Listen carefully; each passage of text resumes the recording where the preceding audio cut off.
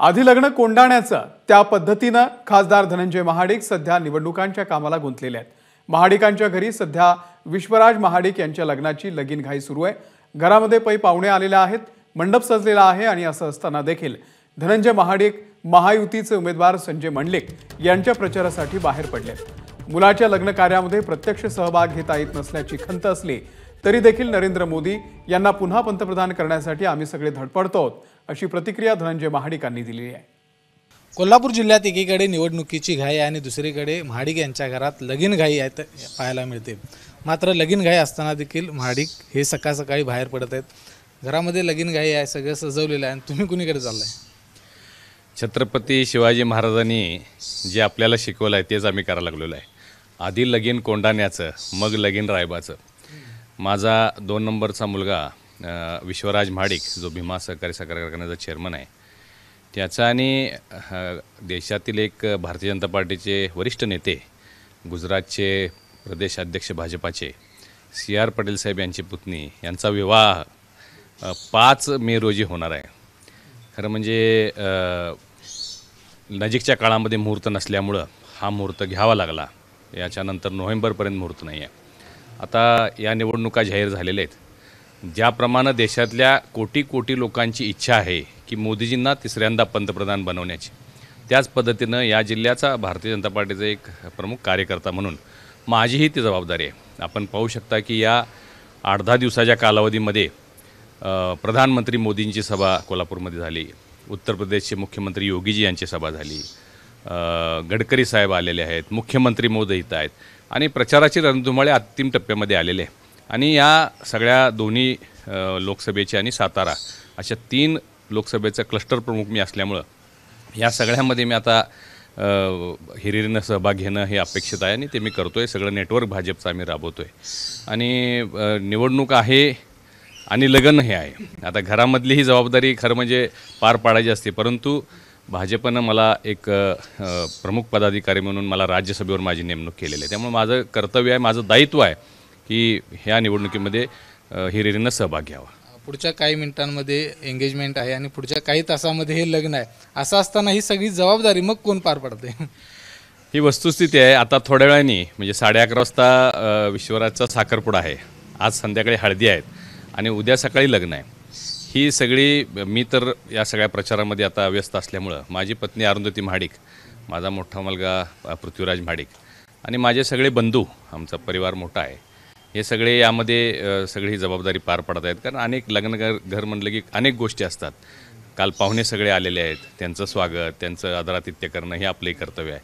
आता 2 तासामध्ये एंगेजमेंट आहे, परंतु आमचे भाजपचे वरिष्ठ नेते गडकरी साहेब हे कोल्हापूर दौऱ्यावर आलेले आहेत आणि काल तुम्ही पाहिलं असेल की गृहमंत्री अमित शाह साहेब आले होते।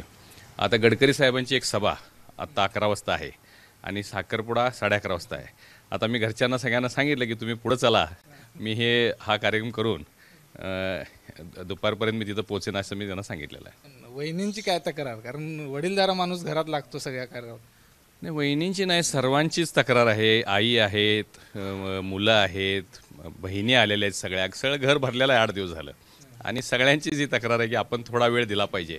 परंतु आपल्याला माहिती आहे की निवडणूक अंतिम टप्प्यामध्ये असल्यामुळं मी सकाळी लवकर 8ला बाहेर पडतो, ते मला रात्री यायला 2-3 वाजतात। माझ्या घरच्यांची भेटसुद्धा कोणाची झालेली नाही गेले 10-15 दिवसामध्ये। आता जी जबाबदारी आहे ती तर पार पाडली पाहिजे। खरं तर विरोधकांकडून अशी टीका केली जात होती की ज्यांचा पराभव मंडलिकांनी केला ते महाडिक या ठिकाणी प्रामाणिकपणे मदत करणार नाहीत, पण दिसताना उलटं दिसतं। हे राजकारणामध्ये मी तर असं मानतो की जे आम्हाला आमचे नेते महादेवराव महाडिक यांनी जी शिकवण दिलेली आहे की राजकारणामध्ये कुणीही कायमचा शत्रू आणि कायमचा मित्र असत नाही। का गेल्या निवडणुकीमध्ये जरी आमची आणि मंडलिक साहेबांची समोर लढत झाली असली तरी मी सांगितल्याप्रमाणे ही निवडणूक महायुतीची म्हणून ही निवडणूक आपण राज्यामध्ये लढवत आहोत आणि संजय मंडलिक साहेब हे महायुतीचे उमेदवार आहेत।